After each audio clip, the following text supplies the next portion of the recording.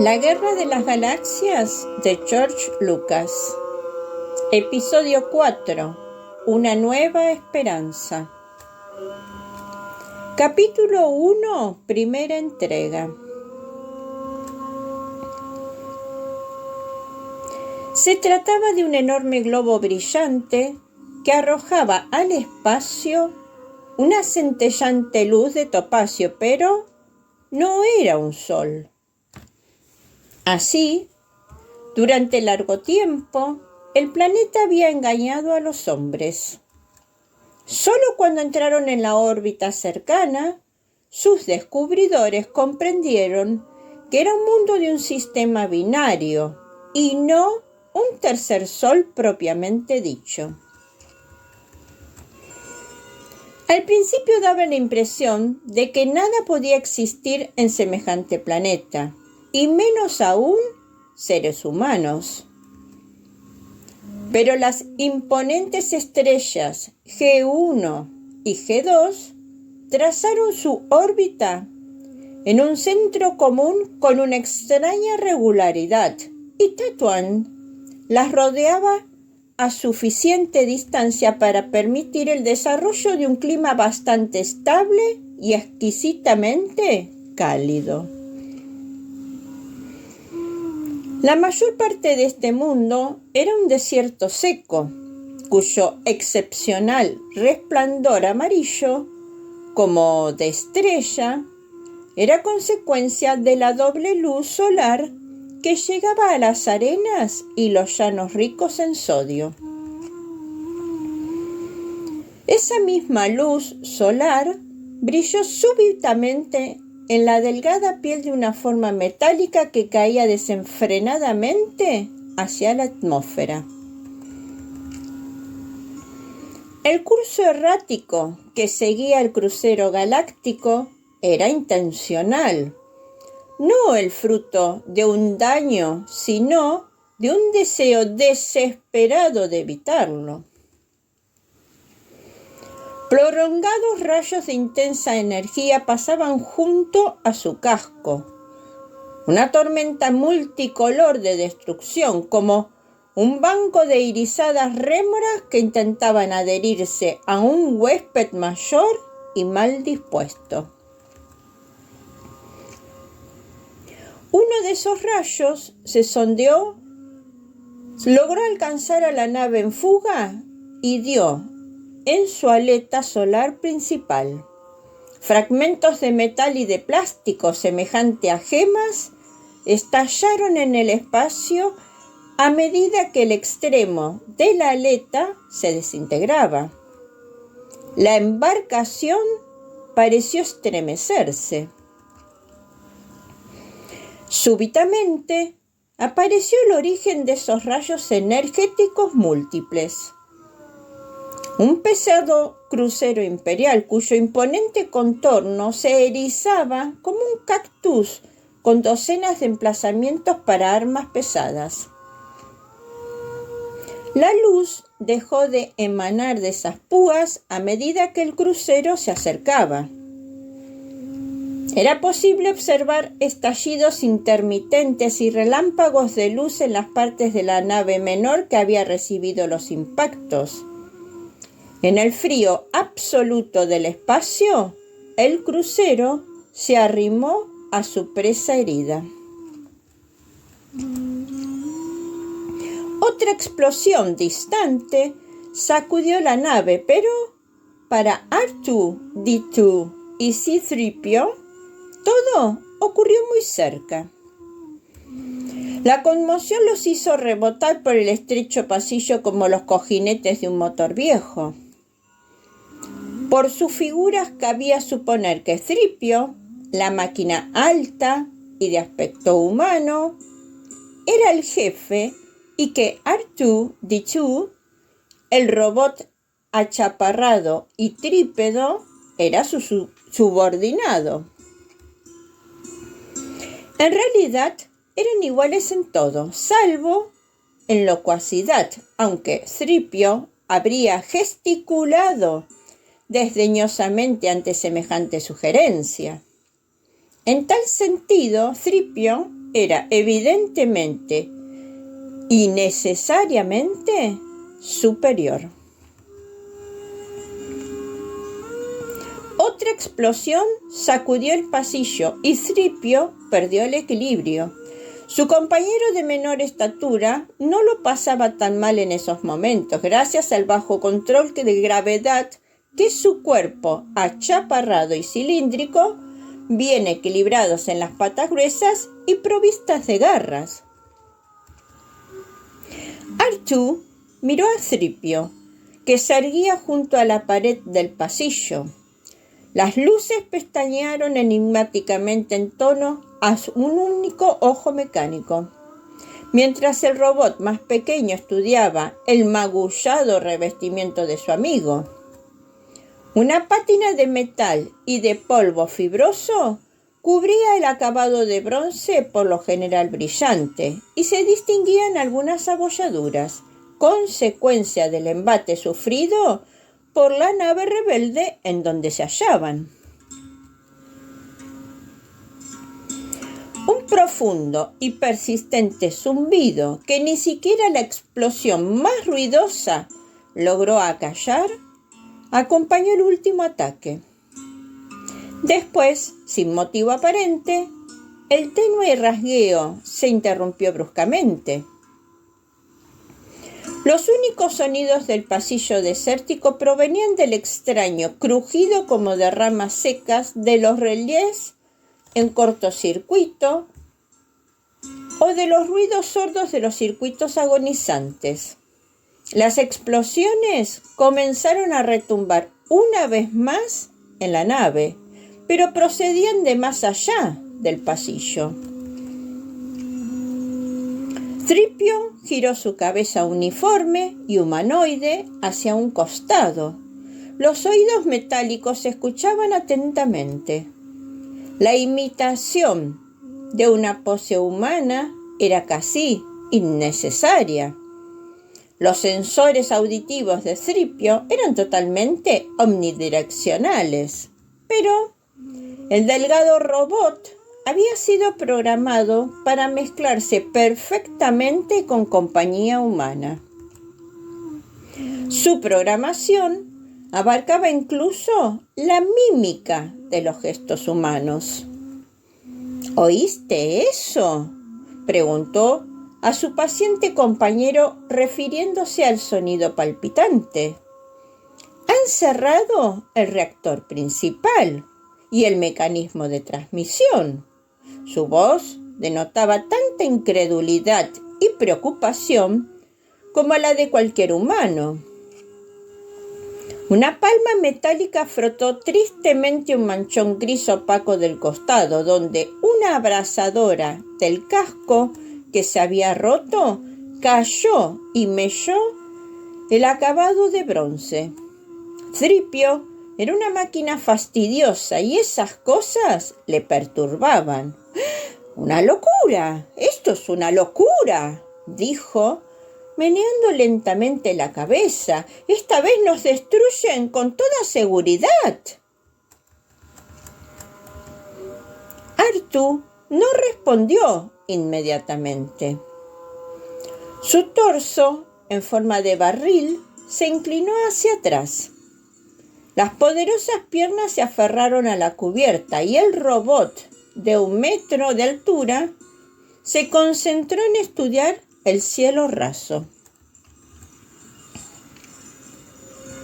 Aunque no podía inclinar la cabeza en una postura de atención como su amigo, Artú se las ingenió para transmitir esa impresión. De su altavoz surgió una serie de breves hipos y de chirridos.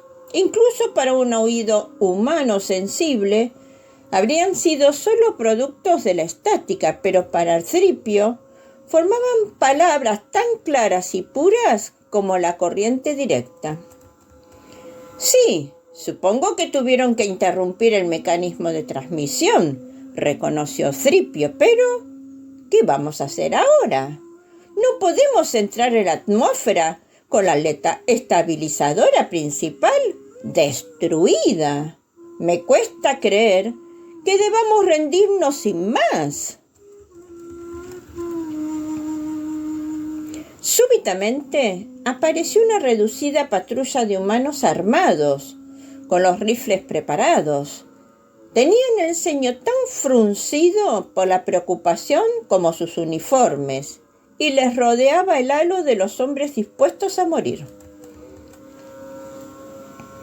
Thripio los observó en silencio hasta que desaparecieron en un recodo lejano del pasillo y luego volvió a mirar a Artu. El robot más pequeño no había variado su posición de atención. Thripio dirigió la mirada hacia arriba, aunque sabía que los sentidos de Artu eran algo más penetrantes que los suyos. «Artu, ¿qué ocurre?» Como respuesta, obtuve una breve ráfaga de bips. Un instante después, ya no había necesidad de sensores altamente armonizados. Durante 1 o 2 minutos, el pasillo continuó en silencio letal. Después se oyó un débil roce, como el de un gato que llama a una puerta, proveniente de arriba. El extraño ruido provenía de fuertes pisadas y del traslado de un equipo voluminoso en algún punto de la nave. Al oír varias explosiones apagadas, Thripio murmuró: «Han entrado en algún punto por encima de nosotros. ¡Ay, esta vez no habrá escapatoria para el capitán!».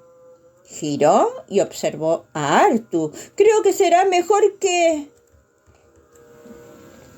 El chirrido del metal excesivamente dilatado dominó el ambiente antes de que Thripio terminara la frase, y el extremo más lejano del pasillo quedó iluminado por un cegador destello aclínico. En algún lugar más abajo, el reducido grupo armado que había pasado minutos antes había entrado en contacto con los atacantes de la nave. Thripio apartó el rostro y los delicados fotorreceptores con el tiempo justo para esquivar los fragmentos de metal que salían despedidos por el pasillo. En el extremo más lejano del cielo raso apareció un boquete y formas similares a enormes botas de metal comenzaron a caer en el suelo del pasillo. Ambos robots sabían que ninguna máquina podía igualar la fluidez con que se movían esas formas e instantáneamente adoptaron posturas de lucha. Los recién llegados no eran seres mecánicos, sino humanos acorazados. Uno de ellos miró en línea recta a Thripio. No a él, pensó frenéticamente el robot aterrorizado, sino más allá de él. La figura movió el enorme rifle entre las manos acorazadas.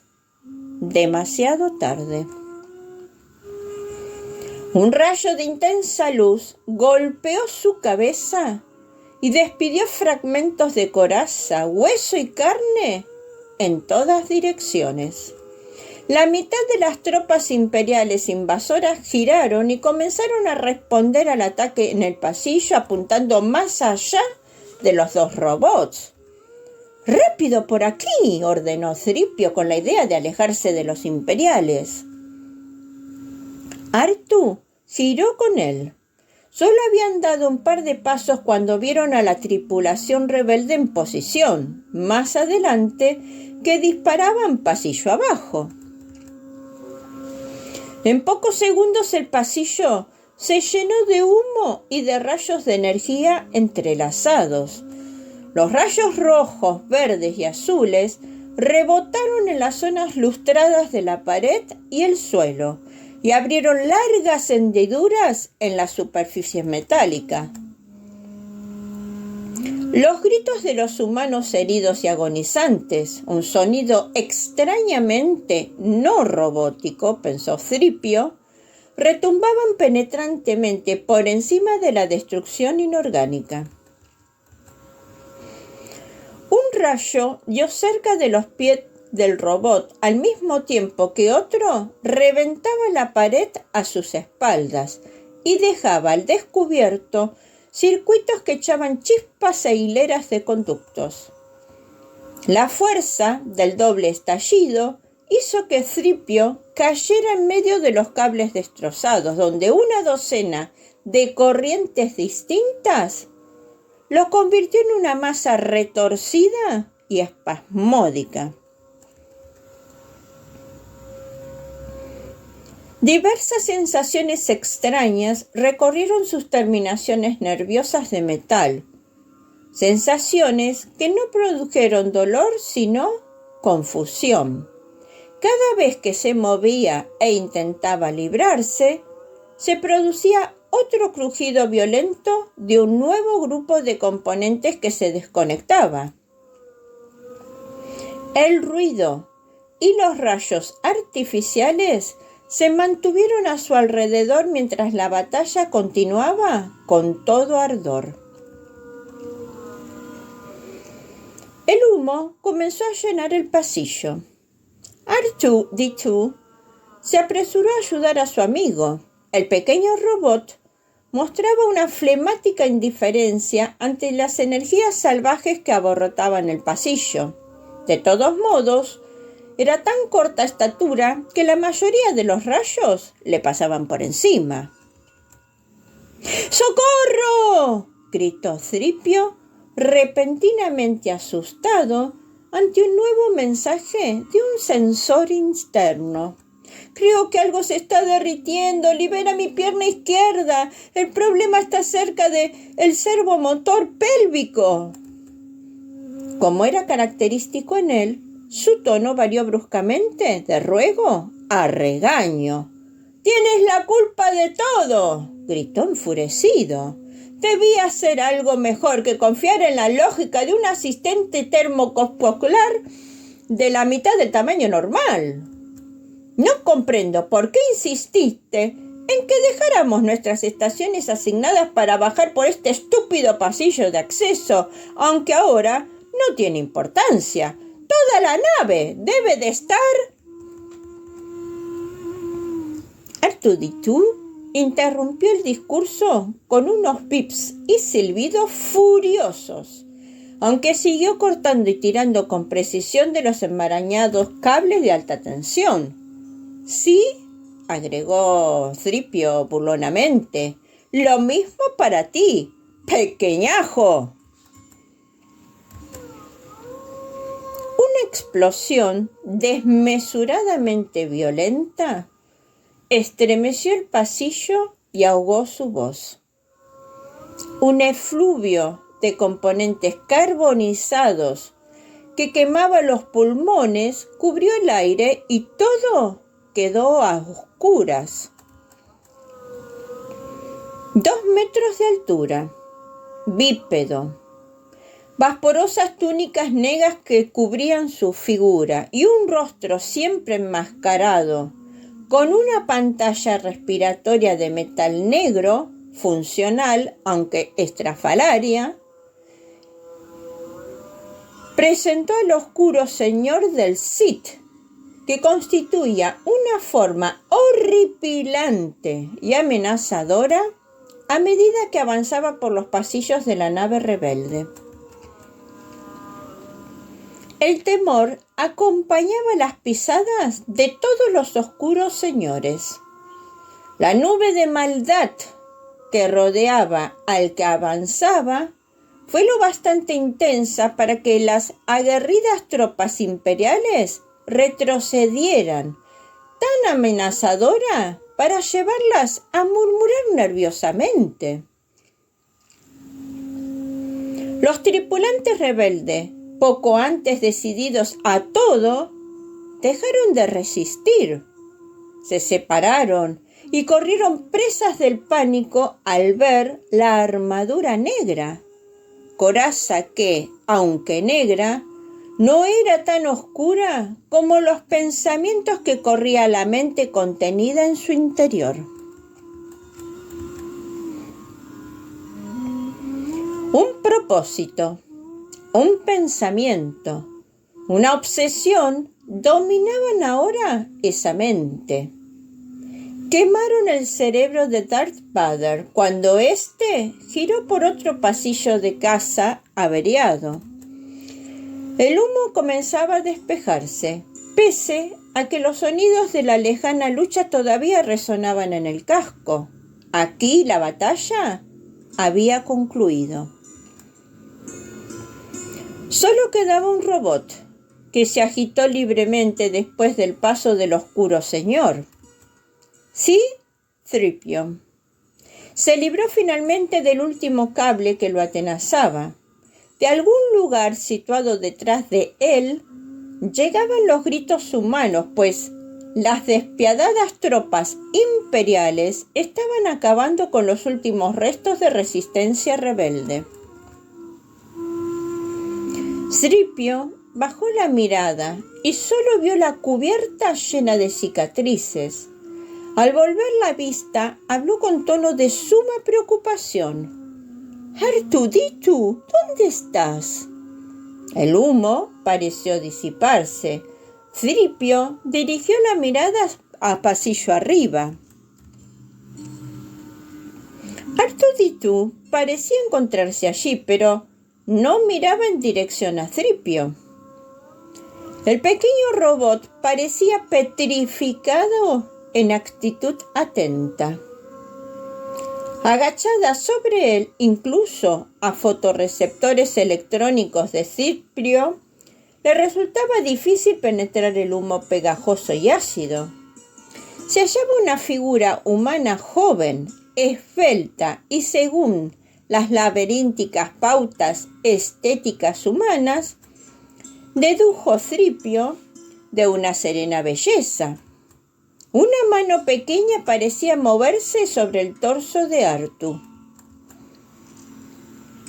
C-3PO clavó la vista en ellos mientras la bruma volvía a espesarse. Pero al llegar al final del pasillo, solo R2 estaba allí, en actitud de espera. C-3PO miró más allá de él, inseguro. De vez en cuando los robots sufrían alucinaciones electrónicas, pero ¿por qué habría de tener alucinaciones respecto a un humano? Se encogió de hombros. Pero, ¿por qué no? Sobre todo si se tenían en cuenta las confusas circunstancias de aquellos momentos y las dosis de corriente pura que acababa de absorber. No debía sorprenderle nada de lo que sus circuitos internos concatenados pudieran concebir. ¿Dónde has estado?, preguntó por último C-3PO. Supongo que te escondiste. Decidió no mencionar a la figura quizá humana. Si había sido una alucinación, no le daría a R2 la satisfacción de saber hasta qué punto los recientes acontecimientos habían alterado sus circuitos lógicos. «Regresarán por aquí», prosiguió, señalando el pasillo, y no dio al robot pequeño la oportunidad de responder. «En busca de supervivientes humanos. ¿Qué haremos ahora?» No confiarán en las máquinas de los rebeldes en el sentido de que no sabemos nada valioso. Nos enviarán a las minas de espacios de Kessel o nos convertirán en repuesto para otros robots menos valiosos. Eso, si no nos consideran trampas potencialmente del programa y nos destruyen al vernos. Si nosotros no... Pero R2 ya había girado y anadeaba rápidamente por el pasillo. «Espera, ¿a dónde vas? ¿No me has oído?» Mientras murmuraban maliciosamente en varios idiomas, algunas puramente mecánicas, Tripio corrió con soltura tras su amigo. La unidad Artú dijo para sus adentros que podía ser un circuito cerrado total cuando se lo proponía.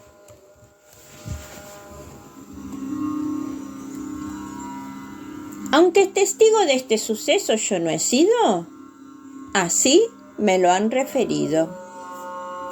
Fifi la cuenta cuentos escuchando relatos al rescate de una saludable y compartida tradición, te invita a suscribirte a su canal para que cada domingo de sus estrenos puedas disfrutar y a descubrir en las listas de reproducción la numerosa y variada propuesta de audio narración.